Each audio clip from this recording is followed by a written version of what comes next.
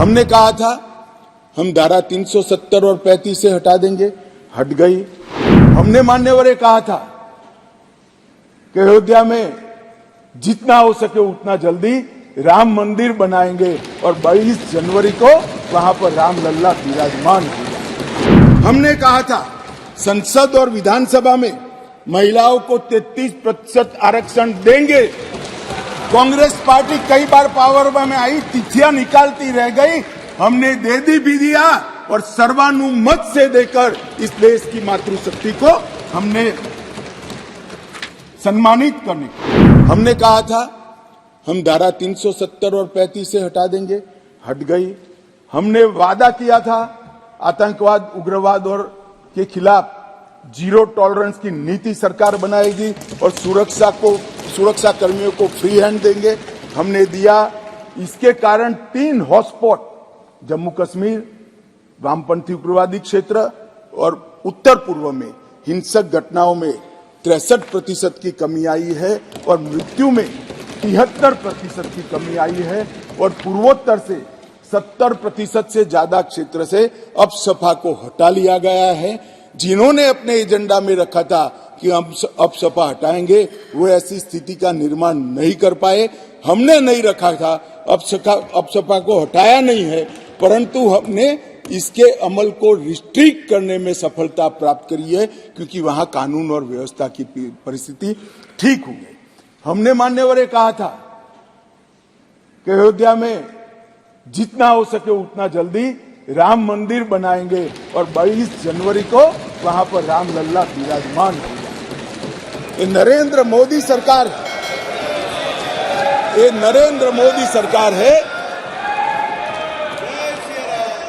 ये नरेंद्र मोदी सरकार है मान्यवर, जो कहती है वो करती है। मान्यवर, हमने कहा था संसद और विधानसभा में महिलाओं को 33% आरक्षण देंगे। कांग्रेस पार्टी कई बार पावर में आई, तिथियां निकालती रह गई, हमने दे भी दिया और सर्वानुमत से देकर इस देश की मातृशक्ति को हमने सम्मानित करने। हमने कहा था 3 तलाक मुस्लिम माताओं बहनों के लिए अन्याय करता है, उसको हम समाप्त कर देंगे। मान्यवर, हमने इस वादे को भी पूरा किया। हमने कहा था कि न्याय मिलने की घटी को बढ़ाएंगे और न्याय के आधार पर होगा, दंड के आधार पर नहीं होगा। मैं उस वक्त पार्टी का अध्यक्ष था, श्रीमान राजनाथ सिंह जी घोषणा पत्र लेकर जनता के सामने गए थे और आज हम दोनों बैठे हैं। मुझे आनंद है मोदी जी ने ये पार्टी के वादे को आज पूरा कर दिया। मान्यवर, न्याय एक बहुत अम्ब्रेला टर्मिनोलॉजी, न्याय एक सभ्य समाज की नींव डालता है। हमारे संविधान ने राजनीतिक न्याय, आर्थिक न्याय, सामाजिक न्याय, न्याय की कई परिभाषाएं बनाकर हमारे लिए रखी है और ढेर सारे अनुच्छेद में 38, 39 से 142 में इसका जिक्र भी किया है।